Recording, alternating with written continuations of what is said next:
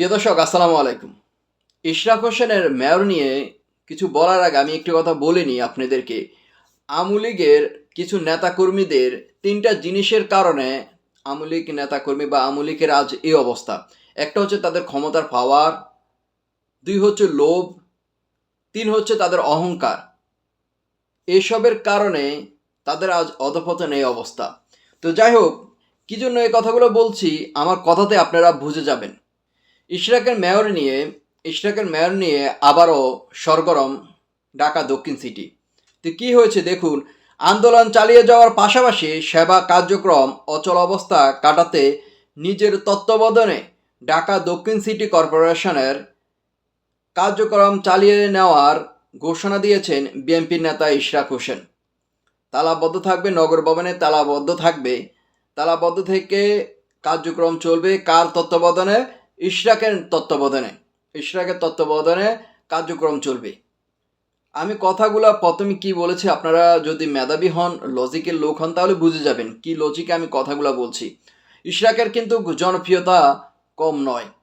দেখুন, মানুষের উত্থান পত্তন আছে।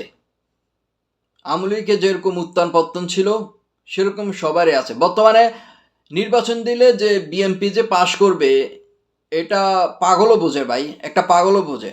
তো আমার কথাগুলো কেন বলছে, যদি আপনি সুস্থ মস্তিষ্কের লোক হন, লজিকের লোক হন, তাহলে বুঝে যাবেন। সে কার্যক্রম চালাবে, সে কিন্তু এখনো মেয়র নয়। আদালত থেকে হয়তো ঘোষণা আসছে, সরকার থেকে কিন্তু এখনো ঘোষণা দেয়নি। নগর ভবন কিন্তু তালাবন্ধ করে রেখেছেন। নগর ভবন তালাবন্ধ করে রেখে কার্যক্রম সে চালাবে, সব কিছু কার্যক্রম আগের মতো চলবে তার তত্ত্বাবধানে। কার? ইশরাক হোসেনের তত্ত্বাবধানে। তো কি হয়েছে আরও দেখুন, সেবা কার্যক্রম শুরু করলেও এক্ষেত্রে আন্দোলন থেকে সরে আসার কোনো সুযোগ নেই মন্তব্য করেন ইশরাক হোসেন। বলেন, নগর ভবন ফটকে তালা ঝুলবেই, কারণ বিষয়টি আন্দোলনের প্রতীক হিসেবে দেখছেন তারা। নগর ভবনে কিন্তু তালা ঝুলবেই, তারা বলছে এটা আন্দোলনের প্রতীক হিসাবে বুঝছেন তারা। তো এই সংকট সুরার মেয়র হিসাবে শপথ পড়ার অনুমতি দিতে প্রধান উপদেষ্টার হস্তক্ষেপ চেয়েছে ইশরাক।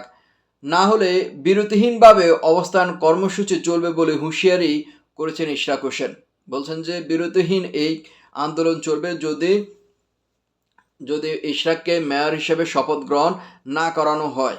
তো ঈদের কিন্তু 10 দিন ছুটি অলরেডি শেষ। ছুটি হওয়ার পরও নগর ভবনে কিন্তু তালা ঝুলছে। বিএনপি সমর্থিত নেতাকর্মী, ইশরাকের সমর্থিত নেতাকর্মীরা সেখানে বসে তারা স্লোগান, আন্দোলন, মানববন্ধন করছে। এই নিয়ে ঘটনাস্থলে কিন্তু ইশরাক হোসেন গিয়ে সেখানে আরও বলেন, আন্দোলন থেকে পিছু হটার আর কোনো সুযোগ আমাদের সামনে নেই, না হলে জনগণের প্রত্যাশা পূরণ হবে না বলে দাবি করেছেন তিনি। সরকারের উদ্দেশ্যে ইশরাক হোসেন বলেন, আহ্বান জানাবো আপনারা দ্রুততম সময়ের মধ্যে এটি নিষ্পত্তি করেন, তাহলে অচল অবস্থা কেটে যাবে। না হলে ঢাকা দক্ষিণ সিটি কর্পোরেশনে এই সংকট চলবেই। এ সমস্যা সুরাহা না করা পর্যন্ত এই কর্মসূচি অব্যাহত থাকবে।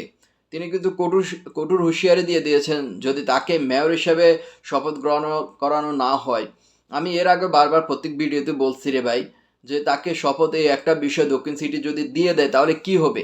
আমি এখানে বিএনপির একটু চালাকি বা বুদ্ধিতে একটু মনে হয় কমতি আছে। আমি ভাবছি 5 আগস্টের পরে বিএনপির মনে হয় একটু ব্রেনই হয়েছে, বুদ্ধি খুলবে। আপনি দেখুন, দক্ষিণ সিটির মেয়র নিয়ে বিএনপিকে পচানোর চেষ্টা করছে কিছু সংখ্যক মহল। আপনারা এটা বুঝে যান কি জন্য এই কথাটি বলছি। আবার দেখুন, সরকারের একটা তালভানা করছে, সরকার কি পলিসি একটা বুদ্ধি খাটাচ্ছে যে এই বিষয়ে যদি মেয়র হিসাবে শপথ গ্রহণ না করানো হয় ইশরাককে, তাহলে তারা একটা আন্দোলন করবে, গড়পাট খাওয়াবে, মানে বাংলাদেশের মানুষ এটা দেখবে, বিশ্ব মিডিয়া দেখতেছে এই বিষয়গুলো, যে বিএনপি কি করতেছে। বিএনপি যে আগের যে ভোটগুলা ইতিমধ্যে 5 আগস্টের আগেও কিন্তু দাবি করেছে এগুলো অবৈধ, এখন এসে বলতেছে এগুলো বৈধ। তো এই বিষয়ে কিন্তু সরকার একটা পলিসি খাটাচ্ছে, এগুলো হয়তো বিএনপি বোঝা উচিত, নেতাকর্মীরা বোঝা উচিত যে এই সাধারণ একটা মেয়র বিষয় নিয়ে এতটুক হট্টগোল বা এইসব সরকারের সাথে দ্বন্দ্ব জড়ানো বিষয়টা কিন্তু অনেক কিছুই ভাবায়।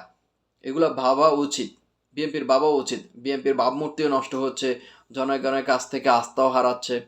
তো সব মিলিয়ে এখন সরকারও, আমি বুঝি না সরকার কেন যে এটা নিয়ে পাগলামি করছে। ইশরাককে মেয়র হিসেবে দিয়ে দিলে কি আর হবে এই দক্ষিণ সিটির বিষয়টা। সরকারও কিন্তু এখানে চালাকি খাটাচ্ছে, বুঝতে হবে। তো দেখা যাক কি হয়, অবশ্যই আপডেট জানাবো।